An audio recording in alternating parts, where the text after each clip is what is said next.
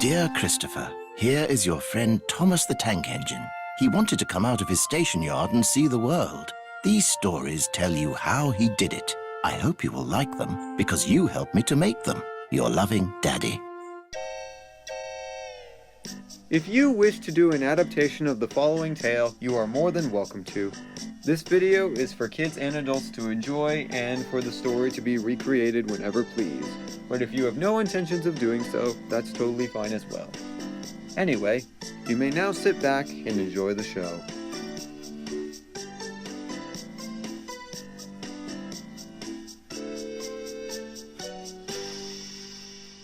It was a cold and chilly morning on the island of Sodor. Rosie, the young pink tank engine, was preparing to take some trucks of sugar to the Sodor chocolate factory. It was all the way on the other side of the island, and starting from Knapford would mean that Rosie would have to be extra careful on the icy rails. Diesel suddenly snuck into the shunting yard. Pulling up next to the tank engine, he decided to have some fun. "What are you so cheerful about, Rosie?" Diesel squirmed. "I'm taking tracks of sugar to the Sodor chocolate factory," said Rosie excitedly. "It's going to be fun seeing all the chocolate." "No, it won't," Diesel oiled, "because you won't see any. Have you ever heard about Willy Wonka's factory?" "No," said Rosie, whose eyes were fixed on Diesel. "Willy Wonka was a crazy man. He did anything but sell chocolate. After his business shut down, he took it all out on 5 kids who were unfortunate enough to enter his factory.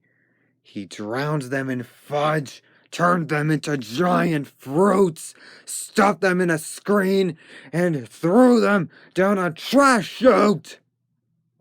Only 1 kid was lucky enough to survive, and he ended up having to do all the same things that crazy man did.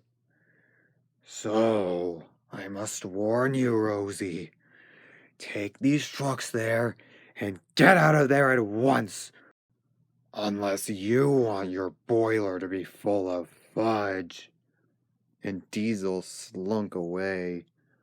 Rosie was terrified. She didn't dare think about going to the factory now. In fact, she thought about going on strike just so she wouldn't have to. Charlie had shunted Rosie's train and was cross. "I'm sure Diesel's not right about that factory. Tell you what, Rosie, I'll go with you. We'll deliver these trucks of sugar together, and I'll show you that there's nothing to be afraid of." Rosie wasn't sure. "Come on, I'll protect you. I'll be like your brave knight," said Charlie. "Oh, okay," said Rosie. "But can you go in front?" So Charlie and Rosie headed towards the factory with the trucks of sugar, with Charlie leading the way as Rosie's brave knight. "Chocolate factories aren't scary. Chocolate factories aren't scary," said Charlie to himself. But secretly, he was worried by Diesel's story. He was hoping that he wouldn't see any of the things that Diesel would describe to him and Rosie. Especially for Rosie's sake. Charlie couldn't imagine how scared she must be. At last, the 2 engines reached the factory.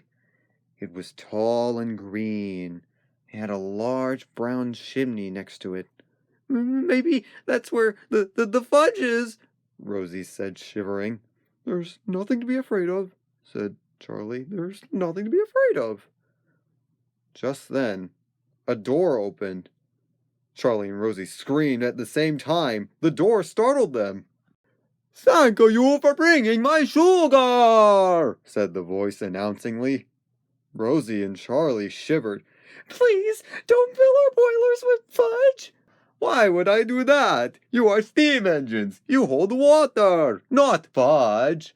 "But we were told that you You turn people into giant fruit, drown them in fudge, throw them in trash compactors, and you've got it all wrong.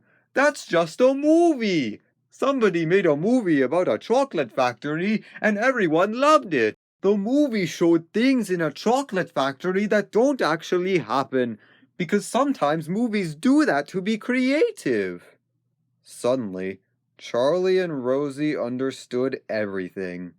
Diesel tricked us, said Rosie. said Charlie.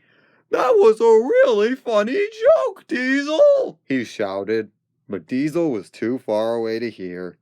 Don't worry, my name is Mr. Jolly, not Willy Wonka. Here, I make chocolate for children all around the world to make them very happy when they finish all their appetizers. Charlie and Rosie were happy, knowing that the chocolate factory wasn't as terrible as they had thought. Whenever Charlie and Rosie go back to the factory, they're no longer scared of it. They're now good friends with Mr. Jolly. They know that his chocolate makes a good bedtime snack for the children all over Sodor and the world. However, whenever they go to the chocolate factory, they feel like strange things are happening. They just don't know what they are. Happy birthday, Astro Racer 5.